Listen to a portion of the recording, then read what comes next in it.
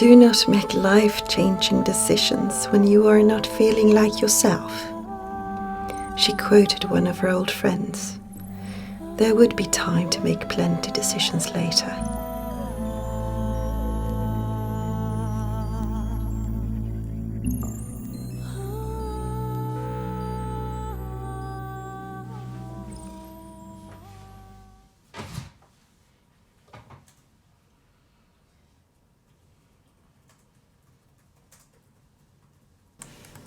Venla's eyes were wide, and she held her breath. One part of their conversation stuck in her mind, seemingly on repeat now. Was there a girl with a raven? And that would be a bad thing? For whom?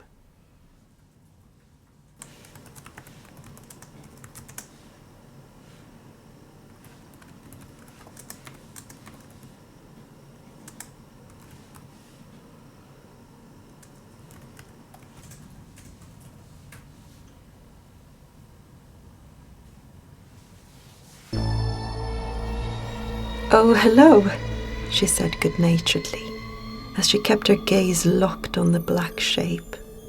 Slowly it circled closer and closer, finally coming to rest on top of the barn. From there it peered curiously at her. Something in her memory stirred. A raven? You must be a raven, she said to the bird, oblivious to the fact that it wouldn't actually answer back. She'd never seen a raven up close before, and even though she knew it was a big bird, she had no idea it was this big. I'm Venla, she explained. The raven tilted its head, and she felt exposed under its scrutiny. It almost felt as if it understood her, which was ridiculous. And as she sat there, the raven on the rooftop of the barn, apparently listening attentively, she gave voice to all the pent-up emotions of the last few years. That stupid marriage, her own shortcomings, her grief. And I just don't know what I'm supposed to do now, she admitted finally, wiping some stubborn tears off her cold cheeks. The raven let out a low rumbling croak before taking to the skies again.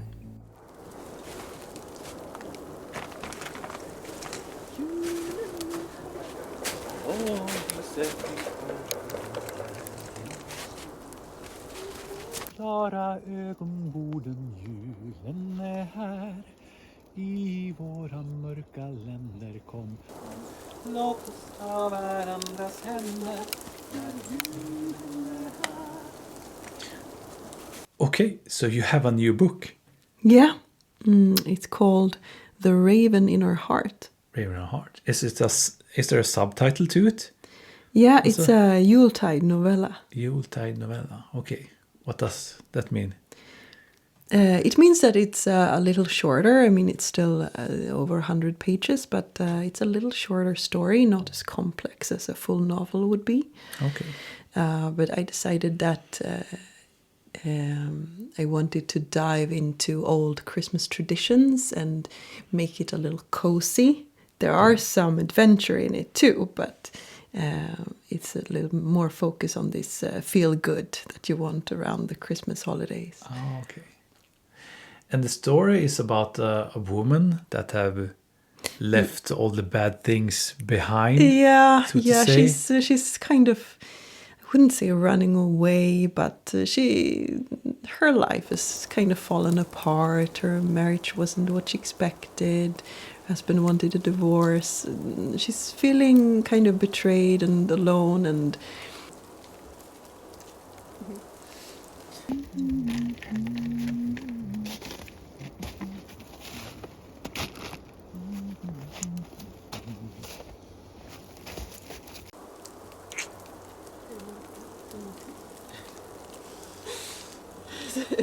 Speciell dag. Inte i skogen nu. Roligt.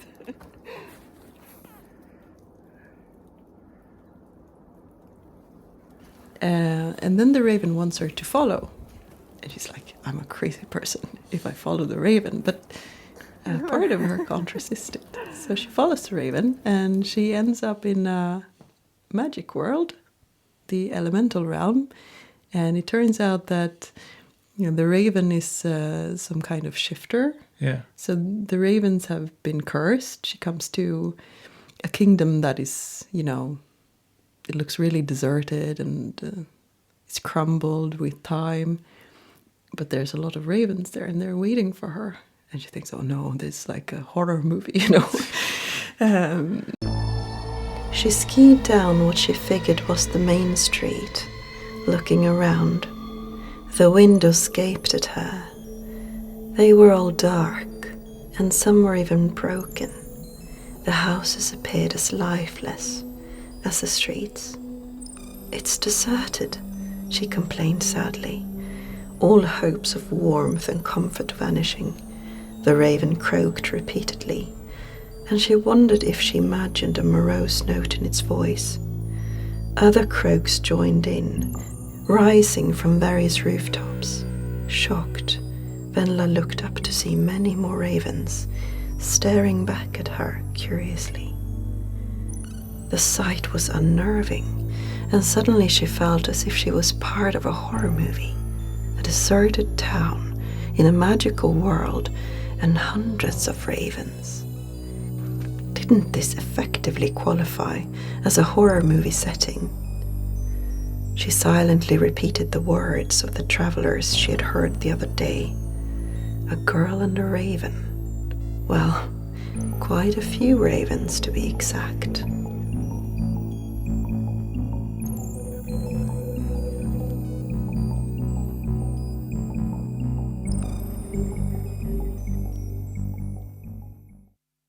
I didn't get it. Okay. No. So, and they have all these old Yuletide traditions that we have long since forgotten. Yeah. So she gets to spend like the best Christmas ever. Yeah. And there is a little bit of romance too. So okay. it's a feel-good story. Yeah.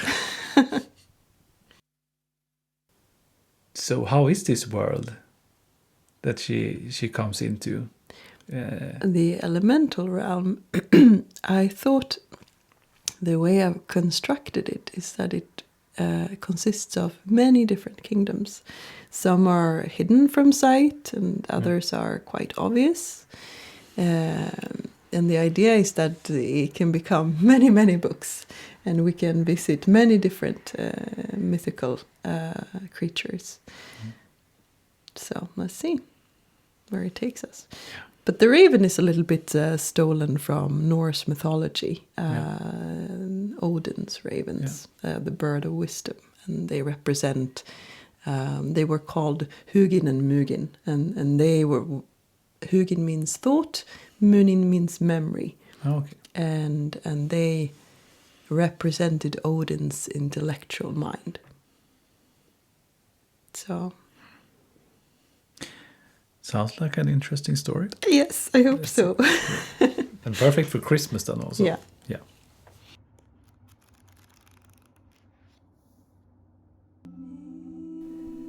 But something was happening to the raven. The dark of its feathers seemed to leak into the air, and the bird's shape melted and became obscure.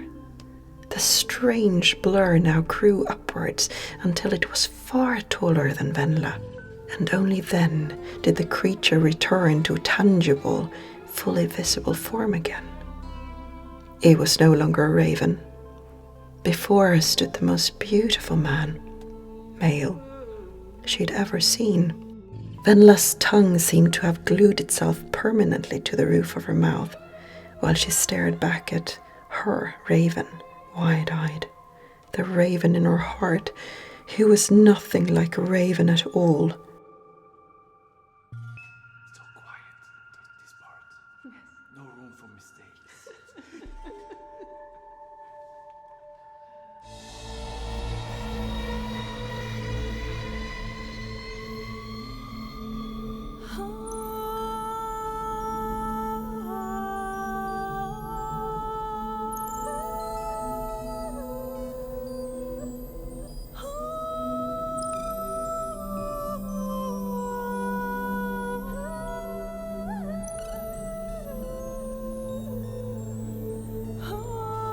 When my compass shows frustration, I'm no longer headed north. When my compass shows satisfaction, I don't care what size the mountains are. When my compass shows a new direction, I'm Artemis hunting through undiscovered land.